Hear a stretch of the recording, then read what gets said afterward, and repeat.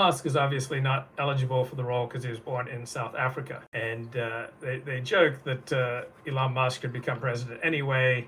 The Constitution is, it's just a big joke. They say that Trump should declare himself the personal embodiment of the living Constitution. So what is it that Curtis Yarvin and Michael Anton are proposing here? Is it something just like the New Deal but from the right? Well, they have something far more radical in mind. So, but particularly Curtis Yarvin, and Anton doesn't provide much opposition to this, he wants a dictator from day one. So he wants Trump to announce a national emergency in an inaugural address and encourage every state government to do the same, and then federalize the National Guard around the country and welcome backup from sympathetic members of the police. And when federal agencies refuse to go along, Curtis Yarvin suggests that Trump use a Trump app to communicate directly with his 80 million supporters on their smartphones, using notifications to tell them this agency isn't following my instructions, so the supporters will then rally at the proper building with the crowd steered around by a joystick by Trump himself, forming a human barricade around every federal building supporting Trump's authority. So whereas maybe 20,000 people stormed the Capitol on January 6th, Curtis Yarvin has in mind millions responding to the Trump app, a modern-day version of the paramilitary groups that ensured Lincoln's safety during the Civil War, during the 1860 campaign for president. And so how should Trump as a dictator then respond to Harvard and the New York Times? And Yarvin says it's essential to smash these oppositional institutions with one blow. So Trump should not have to deal with someone else's reality.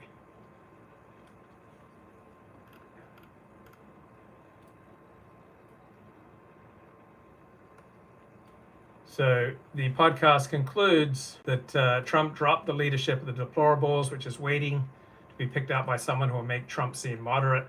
And then Curtis Yarvin responds with a quote from the Serbian dictator, Slobodan Milosevic: "The goal should be no one will dare to beat you anymore." Now, defenders of Michael Anton, Curtis Yarvin, the Claremont Institute will say that this fantasy discussion about Trump dictatorship, it's just fantasies disconnected from reality. Yet fantasies are outgrowths of our hopes and imaginations. They help to set our expectations. And now the leading conservative institute in the United States that supports Donald Trump hosts a podcast by someone who served as a senior official in 2 presidential administrations, Michael Anton, and he hosts an invited guest, Curtis Yarvin,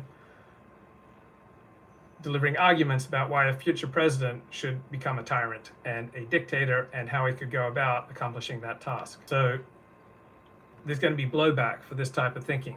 You don't think that the left would be ready to engage with at least equal amounts of violence? So once you suggest that, hey, we should move outside of the legal system and start enforcing our will by violence, well, the left will respond to that with at least equal amounts of violence. Luke, you called the Constitution a joke before, if I remember correctly. I call it the Constitution a joke if you worship it, right? So within certain times, certain contexts, the Constitution provides a valuable basis for a government. But the Constitution is not an end in and of itself. So I don't believe in worshiping the Constitution. I respect the Constitution as a document that helped shape the history of the United States, but it should not be worshipped in and of itself.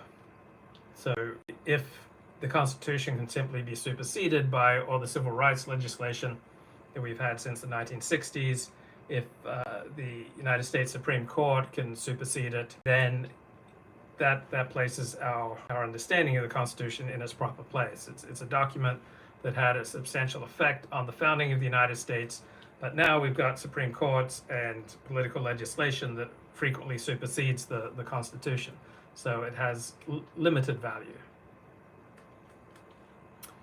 Also, there's a difference between what is true and what is advisable to say. So yeah, the Constitution is flawed, and however wonderful the Constitution is, it can be superseded by events. So we should not depend upon a Constitution to save us. It's much better to have power. Right? Rely on power to save you. But if you're going to speak out loud about your side committing mass violence to take power, then there are consequences for that.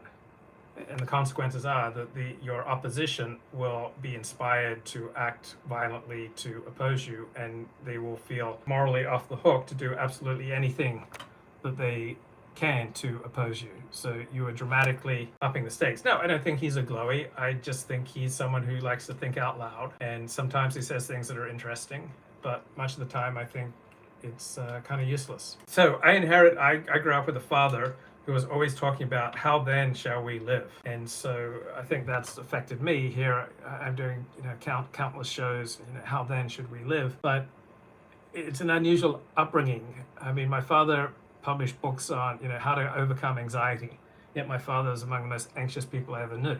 My father published books on how to overcome fear. My father was among the most fearful people I knew.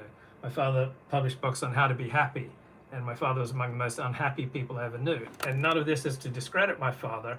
I think he was able to develop such a substantial following because he had at least some understanding of his own vulnerability and his own struggles in these areas. And so he was very much coming from the place of the wounded healer, someone who struggled with fear, anxiety, and unhappiness, and tried to create a good life. And he used religion for it. So traditionally, the answer to how should we then live was to get cues from your religious community. Like traditionally, we lived in a small area where our grandparents had lived, our parents lived, and where we know people, all our lives. That's the traditional way of life. And religion in that context, where we're living in the same area generation after generation after generation, religion would affect how people behaved. And because you were so well known, people were able to kind of keep tabs on you, and there was not the modern amount of anonymity. So traditional answer, how should we then live, was religion. But over the past 150 years, religion has assumed less and less power in people's lives. So then we've had the rise of secular gurus and secular religion, among them, say, Freudian analysis. And so psychoanalysis reached its heights of influence in the United States probably in the 1950s and 1960s. And so for many secular people, they would go to their psychoanalyst to learn how to live. Around the same time, we had the tremendous explosion of 12-step programs, starting with Alcoholics Anonymous, then going to Al-Anon, Debtors Anonymous, Sex and Love Addicts Anonymous. And many people found a way to live from that. So I grew up the son of a man who was always teaching people how to live.